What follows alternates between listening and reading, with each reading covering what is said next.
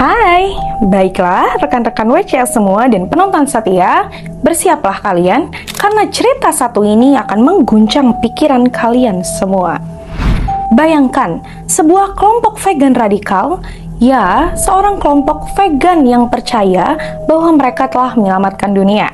Bukan dengan protes, bukan dengan petisi, tapi dengan kekerasan, cuci otak, dan pembunuhan. Terdengar gila, bukan? Nah, selamat datang di dunia Zizian. Semuanya berawal dari Jack Ziz Lasota, seorang pekerja teknologi dari Berkeley, California. Dia bukan pemimpin sekte biasa, tidak ada jubah panjang ataupun ritual aneh.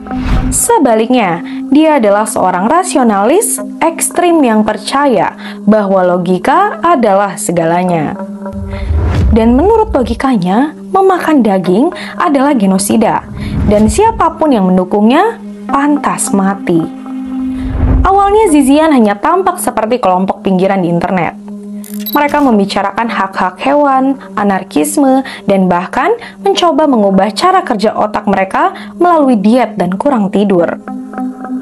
Tapi di balik layar, sesuatu yang jauh lebih menyeramkan sedang terjadi. Tepatnya pada bulan November 2019, California Utara, Center for Applied Rationality, CFAR, sedang mengadakan konferensi. Sejumlah intelektual berkumpul untuk mendiskusikan filsafat kecerdasan buatan dan etika. Lalu, tiba-tiba, boom, Zizian pun muncul. Zizian pun berpakaian serba hitam, wajah tertutup, dan mereka memblokir pintu masuk sambil berteriak bahwa CFAR sedang mencuci otak orang-orang agar menerima pembantaian hewan secara massal. Polisi pun dipanggil, perkelahian pun terjadi. 4 anggota Zizian akhirnya berhasil ditangkap. Seharusnya cerita ini sudah berakhir di sini, bukan? Tentu belum. Tapi yang terjadi malah sebaliknya.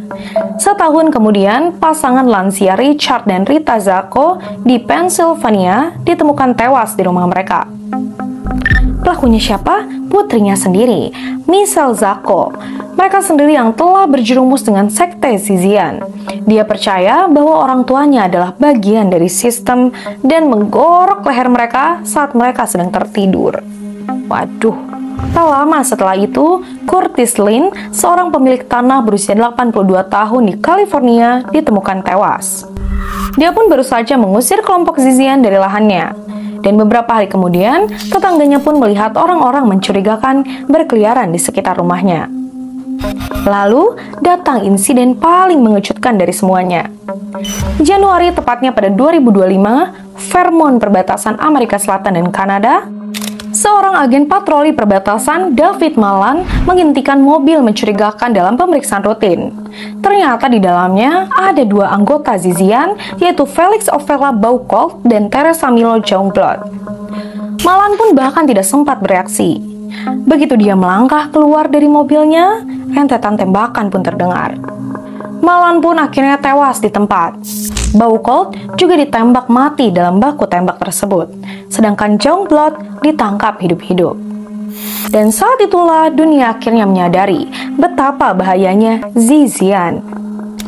Pihak berwenang pun segera memburu Lasota.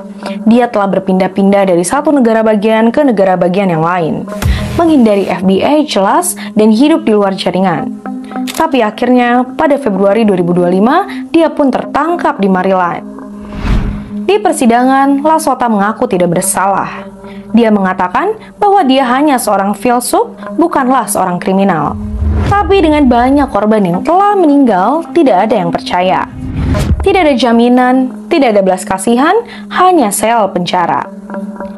Jadi, apa yang telah terjadi setelah Lasota ditangkap? Sebagian anggotanya pun melarikan diri dan bersembunyi. Yang lain mencoba memutus hubungan dengan kelompok tertentu.